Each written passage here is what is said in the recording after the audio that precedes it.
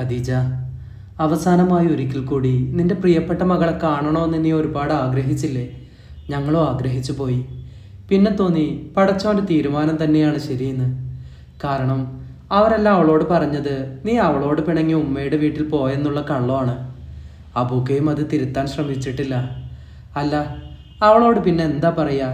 നീ മരിച്ചു പോയിന്നോ? നീ ഇനി ഇല്ല എന്നോ? അനക്കിനി ഉമ്മാനെ കാണാൻ കഴിയൂലെന്നോ? വേണ്ട, എന്നെങ്കിലുമൊക്കെ ഉമ്മ തിരിച്ചു വരുമെന്ന പ്രതീക്ഷയോടെ അവൾ ജീവിക്കട്ടെ. എനിക്കുറപ്പുണ്ട് അവൾക്ക് വകതിരിവെത്തുന്ന സമയത്ത് അബൂക്ക എല്ലാം അവളോട് തുറന്നു പറയൂന്ന്. അല്ലെങ്കിലും അബൂക്കയോളം കഴിഞ്ഞ കാലത്തെ നല്ല നിമിഷങ്ങൾ ഓർത്തെടുത്ത് പറയാൻ മറ്റാർക്കാണ് കഴിയുക? ഖദീജ, നിനക്കറിയാവുന്നതല്ലേ, എളാപ്പയും ഹസൻ കുട്ടിക്കയും നീ ഒരിക്കൽ പോലും നേരിൽ കണ്ടിട്ടില്ലാത്ത ആയിഷയും നിനക്ക് പ്രിയപ്പെട്ടതായത് അബൂക്കയുടെ കഥയിലൂടെയല്ലേ? ആ അബൂക്ക ഉമ്മുകുൽസോനോട് നിന്നെക്കുറിച്ച് പറയാതിരിക്കോ?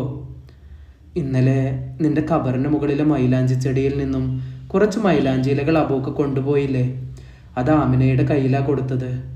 അവൾ അതരച്ച് ഉമ്മുകുൽസൂന് ഇട്ടുകൊടുത്തു. നല്ലോണം ചുവന്നു വന്നിട്ടുണ്ട്. ഉമ്മുകുൽസു അത് മണത്ത് നോക്കിയിട്ട് പറയാ, ഈ മൈലാഞ്ചിക്ക് നല്ല മണല്ലേ ആമിത്താത്താന്ന്. ആമിനയുടെ ഉള്ളു വിങ്ങുന്നുണ്ടായിരുന്നു.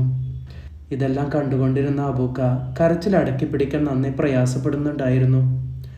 അല്ലെങ്കിലും പ്രിയപ്പെട്ടവരുടെ മരണം അബൂക്കയെ എത്രത്തോളം വിഷമിപ്പിക്കുമെന്ന് നിനക്ക് നന്നായിട്ട് അറിയാലോ. ആയിഷയുടെയും എളാപ്പയുടെയും മരണം അബൂക്കയിൽ ഉണ്ടാക്കിയ ആഘാതം നീ കണ്ടതാണല്ലോ. അന്നെല്ലാം അവരെ ആശ്വസിപ്പിക്കാൻ നീ ഉണ്ടായിരുന്നു. പക്ഷേ ഇന്ന് നിന്റെ വേർപാട് അയാൾ എത്രത്തോളം വേദനിപ്പിച്ചിട്ടുണ്ടാകുമെന്ന് നിനക്ക് ഊഹിക്കാൻ കഴിയോ?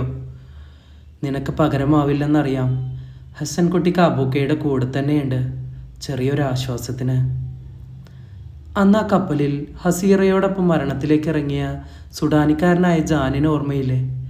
മരണത്തിന് പോലും തോൽപ്പിക്കാൻ കഴിയാത്ത അവരുടെ പ്രണയം പോലെ നിന്റെ കൂടെ വരാൻ അബൂക്കയും ഒരുപാട് ആഗ്രഹിക്കുന്നുണ്ടാകും. പക്ഷേ പടച്ചോനെ നിരക്കാത്തതൊന്നും ചെയ്യാൻ പറ്റില്ലല്ലോ. അന്ന് ജാൻ ആ കുഞ്ഞിനെ അവിടെ നിർത്തിയിരുന്നെങ്കിൽ ആ കുഞ്ഞ് അനാഥമാകുമെന്ന് നീ ചിന്തിച്ചിരുന്നില്ലേ? എന്ന പോലെ കുൽസൂനെക്കുറിച്ച് അബൂക്കയും ചിന്തിച്ചിട്ടുണ്ടാവും. പിന്നെ നീ ആയിഷയെ കണ്ടിരുന്നോ? അവൾ നിനക്ക് തന്ന സമ്മാനപ്പൊതിയിൽ നിനക്കായി മാത്രം എഴുതിയ കത്തിൽ അവസാനം ഇങ്ങനെ കുറിച്ചില്ലേ, നമുക്ക് സ്വർഗത്തിൽ വെച്ച് കാണാമെന്ന്.